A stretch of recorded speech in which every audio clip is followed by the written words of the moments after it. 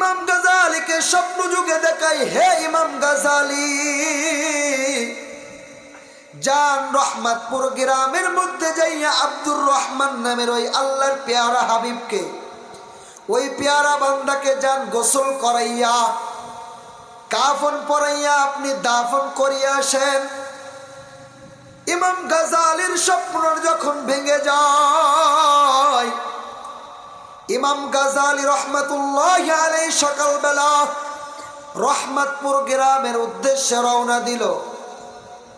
যাইয়া গ্রামের শুরুতে যাইয়া ডাক দিয়া বলে, হে রহমতপুর গ্রামবাসী, আব্দুর রহমান নামের এক আল্লাহর পেয়ারা বান্দাকে তোমরা কি চেনো? তোমরা কি আল্লাহর এক বান্দাকে, ওলিকে তোমরা চেনো? ওই গ্রামের সমস্ত মানুষ ডাক দিয়া বলে, না, আমরা কোনো ওলিকে চিনি না, আব্দুর রহমানকেও আমরা চিনি না। তখন ইমাম গাজালি গ্রামের শুরু থেকে শেষের দিকে যাওয়া আরম্ভ করলো। গ্রামের শেষে যাইয়া এক মুরব্বী চাচাকে ডাক দিয়া বলে, রে চাচা, এই এলাকার মধ্যে আল্লাহর এক খাস ওলি মারা গেছে, আপনি কি জানেন? তার নাম আব্দুর রহমান। ওই মুরব্বী চাচা ডাক দিয়া বলে, আমি কোনো ওলিকে চিনি না, আমি কাউকে চিনি না। আপনি কে? তাও আপনাকে আমি চিনি না। আমি ইতিমধ্যে পথ দিয়ে আমি আসতেছিলাম, দেখলাম এক বাড়ির মধ্যে সন্তানরা কান্নাকাটি করে। শুনলাম কি হয়েছে? শুনলাম ওই বাড়ির মুরব্বী ব্যক্তি ইন্তেকাল করছে। হয়তো ওই বাড়ি হইতে পারে ওই আব্দুর রহমানের। ইমাম গাজালি দুই চোখ ছেড়ে কান্না জড়িত কণ্ঠে ডাক দিয়া বলে, রে আল্লাহ, এই অজপরা গায়ে আপনি ওলি কিভাবে বানাইলেন? ও দয়ার আল্লাহ, এই অজপরা গায়ের মধ্যে আপনার ওলি কিভাবে হইল গো আল্লাহ? ইমাম গাজালি দুই চোখ বেবে কান্না করে। যাইয়া ইমাম গাজালি ওই বাড়ির মধ্যে প্রবেশ করলো। সন্তানদেরকে ডাক দিয়া বলে, রে সন্তানেরা, কই তোরা, কই? আর তোরা কান্না করিস না, আমি চলে আসছি, আল্লাহর পক্ষ থেকে আমাকে পাঠানো হয়েছে।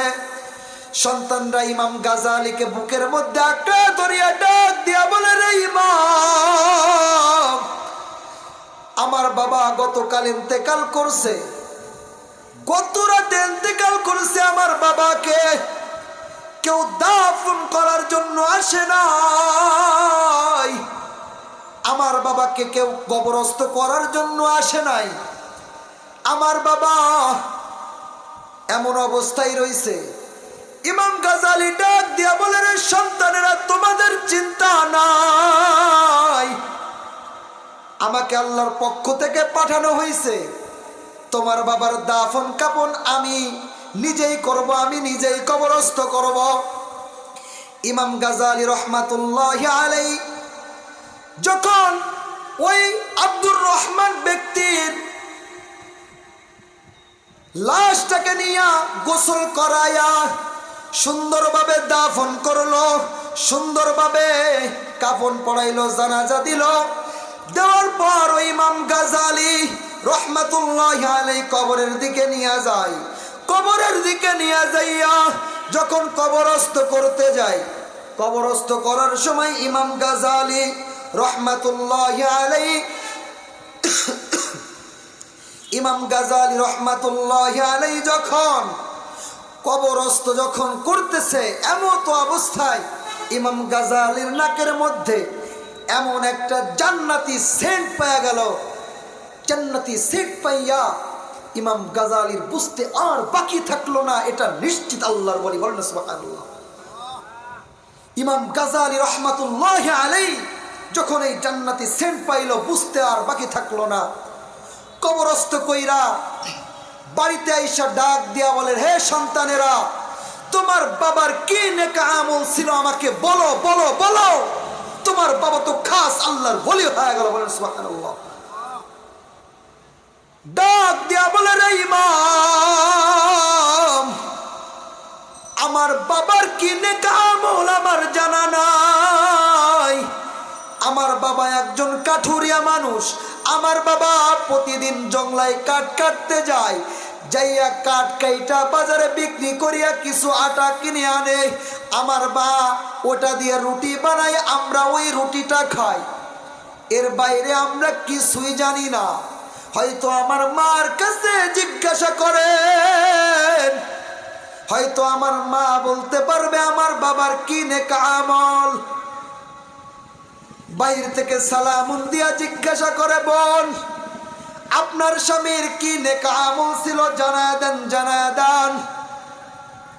ডাক দিয়া বলে, রে ইমাম, আমার স্বামীর কি নেক আমল আমি জানি না, কিন্তু আমার স্বামীর একটা নেক আমল আমি সব সময় করতে দেখতাম। আমার স্বামী যখন ফজর এবং ঈশার নামাজ যখন আদায় করিয়া ঘরের মধ্যে প্রবেশ করত, আমার স্বামী ঘরের মধ্যে আইসা, ও গো ইমাম, আমার বাড়ির মধ্যে একটা কোরআনের কপি আছে গো ইমাম, এই কোরআনের কপিটাকে আমার স্বামী প্রতিদিন ফজরের পরে আর মাগরিবের পরে আমার স্বামী দেখতো আর বলতো, এ আল্লাহ, এ আল্লাহ কা কালাম হ্যায়, এটা আল্লাহর কালাম, এটা আল্লাহ কা কালাম হ্যায়, এটা আল্লাহর কালাম। ওই ইমাম, আমার স্বামী প্রতিদিন এটা বলতো, আর আমার স্বামী ওই চোখের পানি সাইরা দিয়া দিয়া দু চোখ বাইয়া বাইয়া আমার স্বামীর চোখ দিয়া পানি ঝরতো গো ইমাম। ও ইমাম, আমার স্বামীর এমন এই নেক আমল ছাড়া আমার আর কিছু জানা নাই গো ইমাম। ওই ইমাম গাজালি রহমাতুল্লাহি আলাইহি আর বুঝতে বাকি থাকলো না, ডাক দিয়া জানা দিল, রে বোন, আপনার স্বামী কেন জানেন আপনার আল্লাহর ওলি হয়ে গেল জানেন? আপনার স্বামী একজন খালেস দিলওয়ালা আশেকে কুরআন। এই আশেকে কুরআন কিভাবে হইল রে মুসলমান? কোরআনের সাথে মোহাব্বত লাগাইব, সামনেই রমজান মাস।